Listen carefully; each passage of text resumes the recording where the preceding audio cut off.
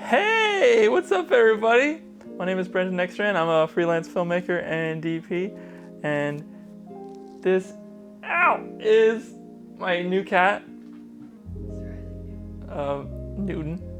And today we're going to be talking about the new camera that just got announced. It hasn't come out yet. So today is the 22nd. So I'm going to be posting this video tonight.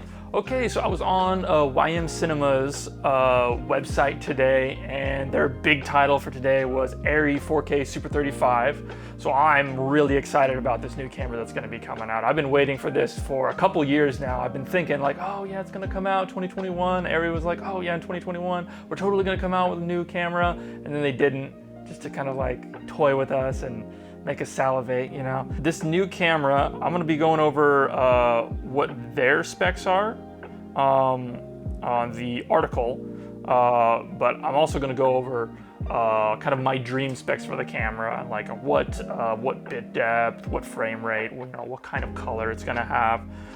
So in this article, it talks about how it's a Super 35 4K 4x3 sensor, so it's going to be much taller than like a traditional like red 16:9 sensor.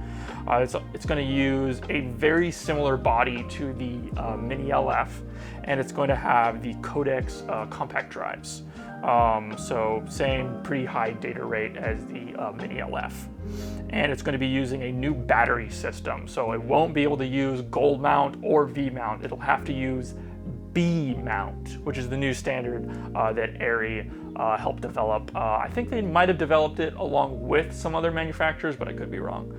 And that is a 24 volt system. So I think a lot of the batteries actually say 26 volts on them. But some of them might just say, 24 volt as the new standard. My kind of prediction for this camera for next week is that it's probably gonna. Okay, so editor Brenton here. While I was editing this video, more information came out. So we actually have a bunch of leaked specs for this camera, one of which is the resolution. So that's actually going to be a 4.6K sensor. I predicted it would be like 4.3, 4.5. So they're going to go just a little bit higher than the Mini LF and go 4.6K. So very similar to like the Ursa Mini Pro 4.6K. And there's also what I predicted is a dual base ISO or pseudo dual base ISO. They haven't actually said dual base ISO. They say, hey, there's a high sensitivity mode. So it's not native, but a high sensitivity mode in between ISO 2560 and 6400. So in that 3200 range, it sounds like. So I believe the base ISO for the Alexa 35, which is also what sounds like they're going to be calling it unofficially, the Alexa 35, it sounds like it's going to be their A camera and their B camera. So the best B camera is the A camera, basically, is the philosophy. We've got... Boom! Meet the Alexa 35. So you can see all the cinematographers using this new camera design, and it does look different than the Mini LF. So you are going to be able to see and like distinguish it on set. It's not going to look identical. It's got definitely a new fan and cooling system in there. It's got a new side monitor right here for your kind of first AC kind of settings. You can see the exposure index 6400. Actually, you couldn't even do ISO 6400 on the Alexa Mini. You can see it'll actually hit 120 frames a second in DCI 4K. It's a full spec sheet that's been leaked over here. The dynamic range is the biggest one, 17 stops. So they're claiming 3.5 stops more dynamic range than the current Alexa. So,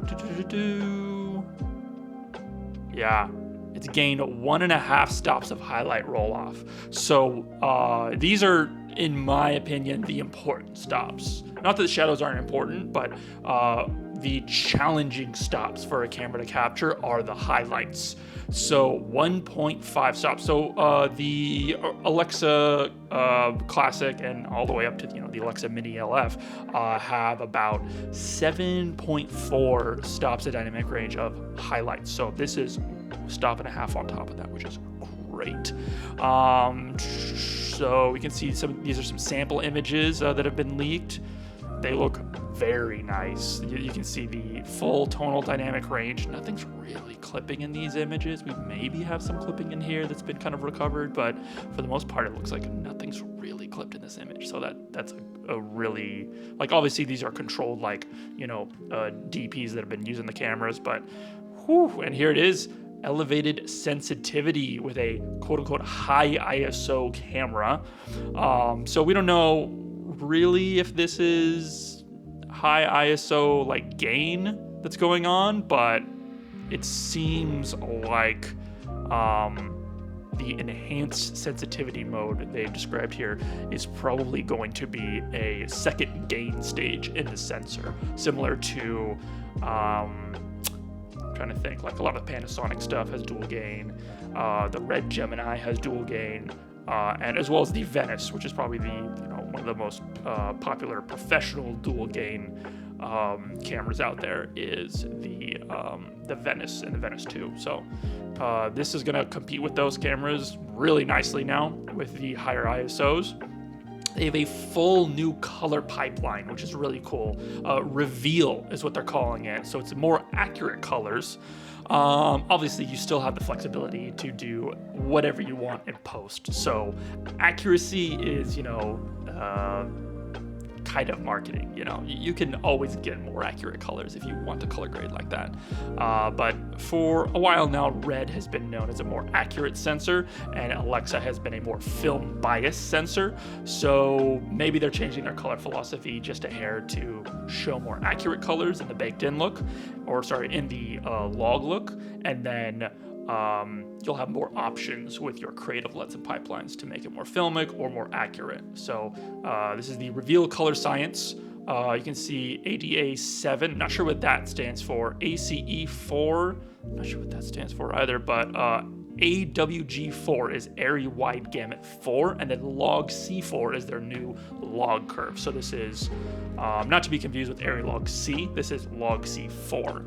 And I'm pretty sure they didn't do Log C2 because that sounds like Canon, and Log C3 sounds like Sony. So Log C4 is different. It's Airy's log curve now. And then we have your LUT, and then we have our final, image output. So this is their image pipeline. And then they talk about more creative tools. There's 19 different format options on here. I noticed 9x16 is not listed, but I only see 8 modes on here. Maybe they're counting the frame rates. Yeah, maybe they're counting the frame rates. No 9x16 mode. I'm sure they could add in a firmware update, but that would make a lot of people cringe. Aries Link metadata plugin for Unreal Engine. That is going to be huge coming up with a lot of the stuff, like with Disney and like The Mandalorian. I know they use the Unreal Engine for a lot of that stuff. Fast, robust, and easy to use. Okay, so this carries over the Codex Minimags from the Mini LF, which are great. Those are really fast. They're not affordable by any means, but they are reliable, which is what people are looking for when you're buying a camera of this caliber. So there's the Alexa 35. It's not a small camera. Like it's a chunky camera still. It's definitely bigger than my C300, and definitely slightly bigger than the Alexa Mini, and it's definitely more angular than the Mini LF. The Mini LF has some nice curves on it. This is very much more angular. It looks like it has an LPL mount on it, which is smart because the Aries Signature Primes are all LPL mount, as well as their Signature Zoom series. 24-volt battery standard, and that's stuff that's already been out. But these are some of the big things. 4.6K 3.2 open gate, and that will do 75 frames a second in Airy Raw, which is really cool. I was thinking they might be able to do like 95, but 75 is still very solid. And then 60 FPS in ProRes. Actually, yeah, I'm gonna go full screen with this. And interesting that the ProRes is a lower frame rate. Sometimes it has to do with ProRes 4x4 XQ actually being a higher data rate than Airy Raw, but it looks like they've just stuck with lower frame rates in general for ProRes right now. 4.6K with the cropped 16:9 is also 75 frames a second. This is the great one right here. 4K DCI, 120 frames a second in ARRI RAW.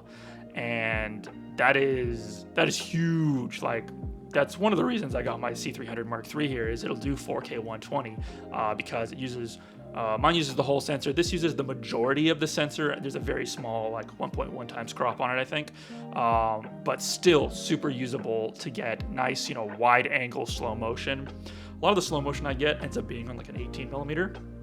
And I really want to be able to get that, that whole field of view for like a slow-mo shot, for like something sports or something like a workout video. Like, you want that wide field of view, 120 frames a second, the full clarity. It looks really, really professional. There's also 2K modes on here, and then Super 16 2K modes as well. If you go down the line, 2K, Super 16, up to 120 frames a second as well. So it looks like the camera in general tops out at 120 frames a second. There's also 2.7K modes, 3K modes, anamorphic modes, and 3.3K. So that is super nice to have a higher resolution anamorphic mode, because the Alexa Mini isn't as high resolution in anamorphic. I believe it's only like 2.8K. So having 3.3K in anamorphic is super nice. Yeah, these are the codecs. Yeah, log C4 is the log curve down here, and yeah, everything looks pretty cool. Okay, I'm gonna go back. Final thoughts.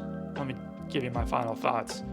So this camera, I'm really glad it's completely leaked, because really most of the camera has been leaked now. Everything except the price. So my prediction for the price that they're going to reveal for this guy is probably 80K. This is not a B camera. This is an A camera. And they can charge 80K for an A camera. I forget what Sony charges for the Venice 2, but I think it's around 60, maybe 70 with the licenses. They do a lot of licensing. This camera may or may not have more licenses in the future to unlock more of the sensor. I'm not sure if they've held anything back in this camera. I know with the Alexa Mini, they definitely held some stuff back with licenses. So this might not come with open gate right out of the box. You might have to license that, and it might not come with everything. Like the ARRI Look library, sometimes it doesn't come with those. Sometimes those are kind of behind like a paywall. But we're not sure what it's going to come with for this camera. This is going to kind of upset a lot of Mini LF recent buyers, and they might have some of that camera remorse, which is pretty understandable, and it's pretty common when you buy a very large piece of equipment. But for everyone else, this is a breath of fresh air for Super 35 cameras in general. I'm really excited. I love Super 35 cameras. I shoot Super 35 right now. I don't see the necessity of full frame and like large format VistaVision kind of sensors. They are just another tool. And there are so many amazing Super 35 lenses out there, like Zeiss Super Speeds and like Cook Zooms and stuff that doesn't cover full frame or VistaVision, that you don't want to stop using. You want to have just another tool to be able to use them. So this is the next, A camera Super 35 for that, classic Super 35 cinema look. It's a nice weight. I forget what the weight is, but it looked like it was around 5 pounds. What are we looking at here? Don't see a weight. 6.4 pounds. Okay, so I think it's a little bit heavier than Mini LF. 6.5 pounds, not outrageous. Anything under 10 pounds is pretty manageable. I think my camera's about 4 pounds, so my camera's pretty light. But 6.6 pounds, it's not bad. Full frame is not necessarily the future of cinema, because Super 35 is not dead. Super 35 is gonna come back with a vengeance this year, I think. And I know ARRI definitely releases these cameras strategically so they sell, where the Super 35 camera has all the new features, and in 2.5, maybe even 2 years, they'll probably have a Mini large format version of this camera, and the Mini LF will be cast aside as yesterday's A camera. But that's always good for the used market. It's great. It's a really cool feeling to be able to buy like a used A camera from yesterday and be able to still have that amazing image quality, because this camera doesn't make the current Alexa a bad camera. It just makes it not the newest camera anymore. But yeah, final thoughts. I would love to rent this camera. This is not a camera I'll be buying, I don't think, but man, I would love to rent it. It looks pretty dope. Well, thanks for watching the video, guys. Like and subscribe if you want to see me make some more videos. If you want to hear my thoughts on cameras and color science and all that jazz. I'll catch you guys in the next one. Bye.